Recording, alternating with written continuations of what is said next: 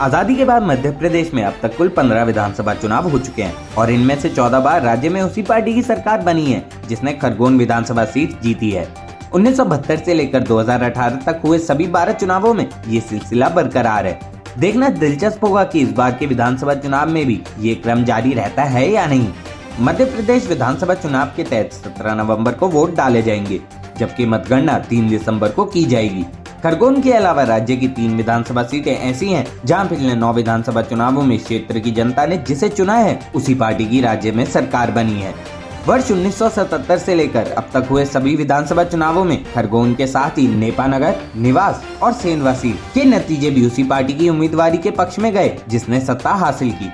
खरगोन विधानसभा चुनाव के अब तक के इतिहास में सिर्फ एक बार ही ऐसा मौका आया जब वहां की जनता ने जिस दल के उम्मीदवार को जिताया राज्य में उसकी सरकार नहीं बनी।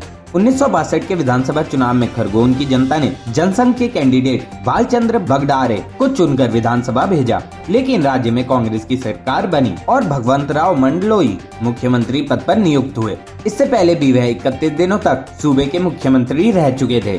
मध्य प्रदेश के पहले मुख्यमंत्री रविशंकर शुक्ल के निधन के बाद मंडलोई को कार्यवाहक मुख्यमंत्री बनाया गया था।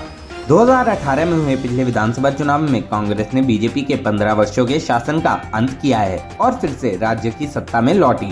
खरगोन की जनता ने मानो इस बार भी प्रदेश का राजनीतिक मिजाज भांप लिया था। उसने बीजेपी उम्मीदवार को नकार दिया। कांग्रेस के रवि जोशी ने बीजेपी के बालकृष्ण पाटीदार को पटकनी दी। इस चुनाव में जीत के बाद कांग्रेस सरकार का नेतृत्व कमलनाथ के हाथों में आया। हालांकि उनकी सरकार 5 साल का कार्यकाल पूरा नहीं कर पाई। ज्योतिरादित्य सिंधिया की बगावत के बाद कमलनाथ की सरकार गिर गई और बीजेपी फिर से सत्ता में लौट आई। शिवराज सिंह चौहान चौथी बार राज्य के मुख्यमंत्री बने।